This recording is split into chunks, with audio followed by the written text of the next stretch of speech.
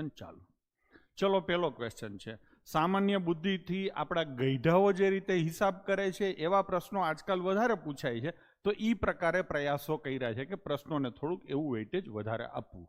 અઘરા સેલાની ગેમમાં હું ક્યાંય પડ્યો નથી, મગજ વાપરવું પડે એવા પ્રશ્નો આપણે લીધા છે.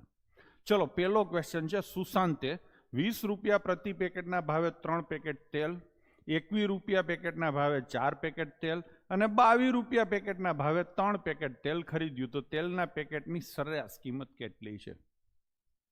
ટૂંકમાં આને ભારિત સરેરાશ પણ કહી શકાય. સીધો સાદો ક્વેશ્ચન છે.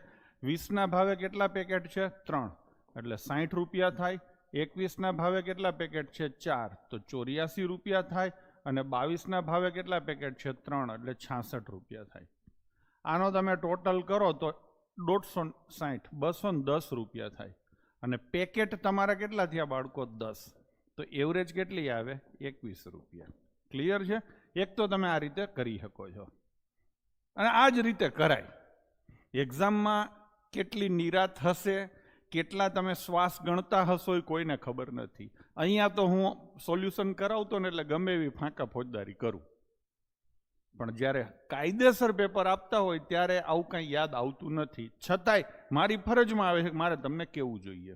એટલે હું હિસાબ કઈ રીતે કરું ખબર છે? આ બધાય 20-20 રૂપિયાના જ છે. I20નું, I20નું ને I20નું, તો 10 પેકેટ 20-20 રૂપિયાવાળા થાય તો 200 રૂપિયા થાય. આના થાય. હવે અહીંયા રૂપિયો વધારે છે 4 પેકેટનો, એટલે 4 રૂપિયા વધી જાય. અહીંયા 2 રૂપિયા વધારે છે 3 પેકેટના, એટલે 6 વધી જાય. કેટલા થાય? 210. પડે ને હેલું? જો કે આ હેલું છે એટલા માટે હું ઇન્સિસ્ટ નથી કરતો કે આવું કરો, પણ આવો એટીટ્યુડ રાખશો તો ક્યાંક ને ક્યાંક કંઈક ને કંઈક યાદ આવશે. બધું મને યાદ નથી આવતું. આ તો હું ઘરેથી ગણીને આવ્યો હોઉં ને, એટલે તમને આ બધી ફાંકા ફોજદારી હું કરી શકું. બાકી પહેલી વાર મને ગણવા દો ને તો મને બધું યાદ નથી આવતું.